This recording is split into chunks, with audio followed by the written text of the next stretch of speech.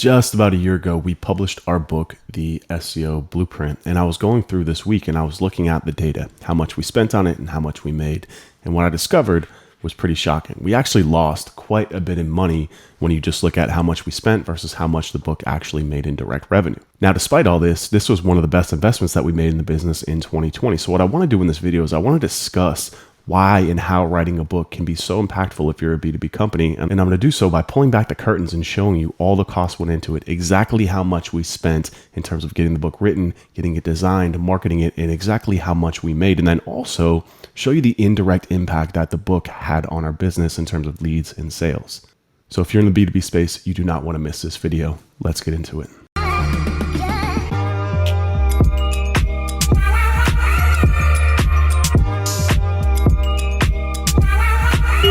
Throughout this video, I'm going to be sharing a lot of learnings and mistakes that I made because this was my first time going through this process of creating a book. And now we're getting ready to write our second book, which is going to launch in the fall. And I've got these things ironed out. So I'm going to share with you these mistakes that I made ahead of time so you know how to navigate this minefield as well. So let's start with the cost of how much goes into writing this book. The first thing that you're going to want to consider, and probably the most important, is the time that you spend that goes into this. So a lot of mistakes that a lot of people will make, and the mistake that I made was thinking that I had to write the book myself. Huge mistake. It took me almost a year to try and write about a quarter of the book, just because with all the things that you have going on, whether you're running an agency or doing whatever for clients, it's never going to be a priority for you. And it's so dense and there's so much information that you have to flesh out and so many examples that you have to put in. It's very, very, very time consuming. Now, on the flip side of that coin, a large part of your book's growth is going to come from referrals. If you think about how you find books or podcasts, it's the same thing. It usually comes from somebody who really enjoys the piece of content who will then share it with others. People get like a weird sense of joy by sharing something helpful with somebody else. So the point I'm trying to get at here is you've got to find a healthy balance because the book has to be good. This book is going to grow based on the quality and the merit of the book. So you have to put in a certain amount of your time to make sure that the book's content and context is on point. So the first time I tried to just go ahead and write the thing myself, it took way too long, and I actually don't have accounted for it in here, the amount of time that it actually cost me, right? This would be in the tens of thousands of dollars of actual time that it cost me. It's an intangible cost that I can't really track. I just wanted to put it in there so you're aware that your time is also going to have to go into the creation of the book. Now, learning from what I learned the first time, now I've got a much better system in terms of putting together an outline and then also kind of a slide deck, if you will, basically like if you're going to give a presentation at a conference or a long form webinar, right? That would be a couple hours long in order to reach the length of the book that you want to get to. And for the record, the length that I recommend is anywhere between 30,000 and 60,000 words. That gets you to around 250 pages on a book of this size, which is generally about the size of the book that you want to have in terms of being able to build your reach and authority. And also just cover the content in depth enough to really get your point across.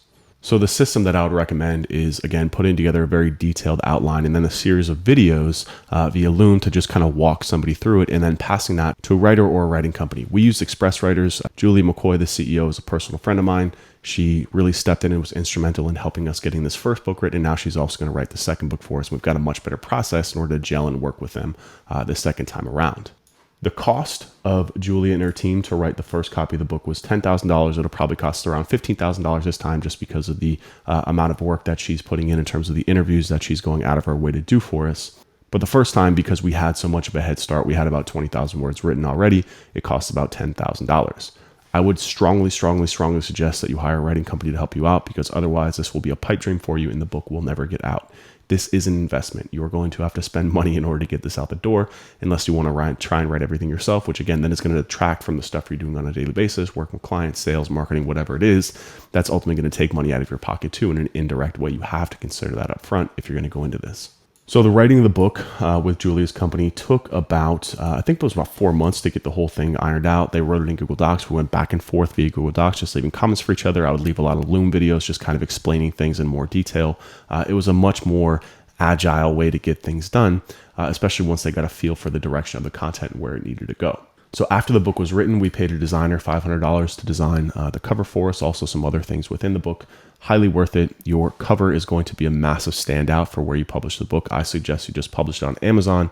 It's kind of a cool thing about when you're publishing a book is Amazon has this program called KDP that will allow you to print an actual book on demand. So when somebody comes in and buys the title from Amazon, they can either select ebook, Audible if you have an audiobook for it, or hard copy book, which Amazon will then print on demand as it's ordered. So you actually never have to buy the inventory. Amazon just takes a pretty hefty cut out of the sales, but somebody gets a nice hard copy book, which is a nice experience, a nice branding experience. It just adds a whole level of professionalism to it too. I can't tell you how many people bought the book and then emailed me saying, hey, like I never knew you were a published author. I'm like, yeah, we published myself. It's kind of the beautiful thing about the internet now is that it lends a certain air of authority, which also is one of the indirect benefits of having a book. Again, especially something hard copy and just taking advantage of what Amazon gives you. But in order to get it formatted for that, we had to pay somebody on Fiverr. It costs about $1,000 because they have to go through and format all the pages. It's quite a bit of work, but well worth it in order to get, again, a much more professional and clean looking version of the book into somebody's hands. And I think another key point here that I can kind of harp on is that, what I'm driving at here is that the book is going to cost you a lot of money and you're probably not going to make money on the book. And that's fine. Getting all this done is an investment. Like I said, it's a sunk cost. You're just going to have to invest in it and hoping not to make an ROI in the book. I think a lot of mistake that a lot of marketers make is always being too ROI focused and not seeing the bigger picture, not seeing the long-term goal. Again, the fact that our company now has a published book, it gives us something that lives on a platform like Amazon that's its own marketing engine, and it's going out and it's bringing in cold customers for people who are just looking for books for SEO that we don't really have to spend any money on to acquire and get people's attention on. They're actually paying us to read the book. And then within the book, this book is laden with call to actions to direct them to a microsite for a content upgrade. So that's one of the things too about publishing on Amazon versus publishing, publishing yourself or getting it hard copy done, is that Amazon does not allow you to collect customer information. So when somebody buys the book, you're reliant on them to take action on what's in the book to then seek you out to contact you more. You don't get their email up front. You don't get their contact information. So there's no way to know who really buys your book. It's all anonymous. So that's why it's super important when you're writing your book to take that into account and put in different types of upgrades to drive people out of the book. Hey, check out this long form video. It'll explain this in much more detail. Hey, check out this template. We just created a microsite and then redirected that microsite into our website. So we could also track, the number of people that were going from the book and then opting into our content upgrades, which was basically a free trial for our training platform, the Blueprint Training. So again, kind of what I want to start pushing on you guys and seeding throughout this is that this is going to cost money, and you can't just be looking at this as in terms of money in and money out on the revenue of the book. It's also stuff that you can't track. It's the intangibles. It's the brand. It's the email opt-ins that you'll get. It's the long-term leads that you'll get from this book. And I'll show you how that plays out over time. So this was basically the hard cost of getting the book out the door. Call it around $12,000, not including my time. Again, if I were to factor in my time, it probably would have cost us $50,000 to this point. But then just a couple of other things that we did to help launch the book were Facebook ads. We spent about $3,600. In Amazon ads, $800. And I'll show you the results of those right now. So all in on the cost, it cost us right around $16,000. Again, that's not including the cost of my time or any of my team times to get this done. If I were to factor that in, this would probably be triple of what you're seeing now. So now let's actually look at the results from Amazon in terms of the direct sales that we got off of this book. Hey, real quick, make sure to subscribe and hit the notification bell. I post weekly content only for my subscribers, like links to my private Slack channel, office hours, and free access to marketing templates and tools. So if you don't want to miss out, make sure you hit that subscribe button and the little notification bell. That's it. So as I said, we launched just about a year ago in March of 2020. This is the total number of units sold, ebook, paperback, and then the total units here, and then the total revenue. So you can see here, all in all, we sold a total of just over 1,000 books in just under a year. Pretty even split between ebook and paperback. You can just kind of see how we had a very heavy launch and then it kind of tapered out and evened out right around 40 to 50 books per month. And then all in all, we made just around $10,000 in direct revenue from Amazon. And I'm also going to be honest with you too, Amazon's reporting system is really, really, really bad. It's really archaic. I'm actually not sure if this is the amount that we made in terms of royalties or just the total amount that the book sold. Amazon does take a very hefty chunk, anywhere between 30 and 70%, I think, of your sales.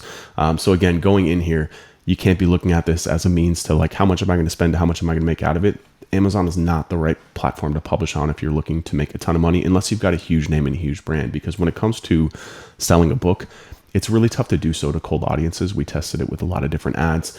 Basically, the book sold a lot better either to people within Amazon that were searching directly for books about SEO or SEO agencies, etc., or remarketing it to warm audiences within our ecosystem, or giving it away to people who are kind of already in our funnel. It's tough to get somebody to buy a book unless they haven't heard of it before. Very similar to a podcast, right? Like, unless you're seeking out a type of podcast, it's very rare that you'll see an ad for a podcast or a book and be like, oh, I want to buy that, right? Books, again, come from that referral basis. They come from that warmed up. They come from people who they want to dive deeper with and have a much deeper connection. That's another huge benefit of having a book, is that if somebody buys your book and goes through it, they have a much deeper level connection with you, because number one, they're paying for the content. So their likelihood of consuming it is much, much higher than, a free ebook or something free that you give them. And again, there's also something to be said about different people with different learning types. I personally am not a big reader. I'm partially dyslexic, so I don't read that much. I consume audio and I watch video. That's how I learn. So buying a book for me per se, I listen to books on Audible, but it's the same thing. When I read and listen to a book, I have a very deep connection to that content, and I'm much more likely to take some sort of action based on that content than I would be just a blog post or a free ebook that I read online, which I'll download all the time and actually never look at. So the likelihood of your content actually being consumed, which is critical, especially when we're talking about something like this, that's really a mechanism to drive leads into your business. The conversion rate off of from book into lead is very high. So you might say, oh, it's only 1,000 books, but the number of people that trickled into our ecosystem from this and actually became customers, which we'll talk about in a second, was actually pretty high. So again, looking at this number, the way that we approach this was, if we can come close to breaking even based on our total cost versus what we make on Amazon, we're good. Even losing money, we're fine with, because again, which I'm going to show you right now, we're actually able to recoup a lot of the money through sales into new clients into our program. So just to kind of show you what the graph looks like over time, I basically just charted this data. You can just kind of see how we had a really nice spike. Again, this was because if you've got an email list, if you've got an existing audience, that's going to be your primary source of conversion. So when you launch a book, that's when your sales are definitely going to peak. But you can still see how over time, with very little to no promotion, it stayed pretty consistent. I mean, again, if you look at this, like in terms of growing your email list, if you're getting between, 50 to 70 paid opt-ins per month, that's pretty good. So again, we're not really doing much after the first couple of months in terms of pushing the book. It's really a lot of organic stuff, referrals. And even now we can see a lot of the quality of the book people coming through, because when our sales teams has conversations with folks, we always ask, how did you find us? And a lot of people are telling us, hey, we bought your book. We went through your program. We thought it was awesome. Now we want to find out more. Again, because when somebody goes through and reads a book, if it's good, the likelihood of them wanting to take further action is going to be very, very high. In terms of the earnings, again, too, you can just kind of see peaked at $3,000 the first month. I thought we were going to make a lot of money the first month. And then, averages out around $600, call it, per month in terms of earnings just coming off the book. So, if you're looking for somebody to do some passive income, there's definitely some ways that you can, kind of ratchet this up. But you just have to reduce your costs up front, and then also push the book a lot harder. And again, after going through this the first time, now I know exactly how to attack this for the second time in terms of investing a lot more into the book up front to get it done a lot quicker. Also focus on the topic very, very, very laser-like on the type of customer that we want to attract. So this book here was all about how to do SEO kind of at scale. Not really if you're an agency, just kind of how to do SEO at scale. Now, this presented somewhat of a challenge for us on the back end, because our target customer is an SEO agency who's looking to break through the next revenue pinnacle in their business. And when it comes to learning tactics, which a lot of this book is focused on, it doesn't necessarily drive the highest quality leads. So our next book is actually going to be called The SEO Agency Blueprint, where we talk a lot more about strategies for growing your agency and have the same process of, having an upsell link within it to have a conversation with our team. And, we're forecasting the leads just are going to be a lot higher quality off that, because the topic of the book is much more laser focused on where we actually want to get to, which is having conversations with SEO agency owners about helping them break through that, that ceiling in revenue that they're facing right now. Whereas this one, it's all about tactics. And at the end of the day, people can go on YouTube and learn tactics for free. I'll say this, the quality of the content is something that we learned about here in the context, thinking that, hey, we want to go very broad with this, as opposed to going very laser-like and surgical and focusing on solving that one problem in a very concise and well-written book. This book is great still. It's great if you want to learn SEO, especially if you're an agency, but it's not the greatest in terms of driving leads into our business and the quality of leads. While it's driven a lot, we're definitely predicting that the next book is going to drive 10x what this one does now. So I just want to break down also some more results that we've gotten in terms of, the spend that we did. So spent about $3,600 on Facebook. We were running click campaigns. We were driving them either directly to a landing page on our website, or we're driving them directly to the Amazon store. Again, we lose a lot of visibility in terms of conversions, because Amazon tracking breaks from coming from Facebook, so we don't know the source of where the sales were coming from. But we were getting clicks for about $1.19, which is pretty solid. The other thing here too is just coming off of Facebook. So the thing with Facebook is that if you're not aware about how Facebook tracks, basically it will pick up attribution for other sales and other conversions that you have in your Facebook platform, even if you're not running directly to that. So for example, purchasing the full blueprint, we were driving this ad to the book. However, if somebody clicked on this exact ad and then converted in the future within 28 days, then it will trigger as a full conversion. So basically we sold off of these ads that were driving to the book, we sold 3 full blueprints, which has a $15,000 value. So let me just put that in here now.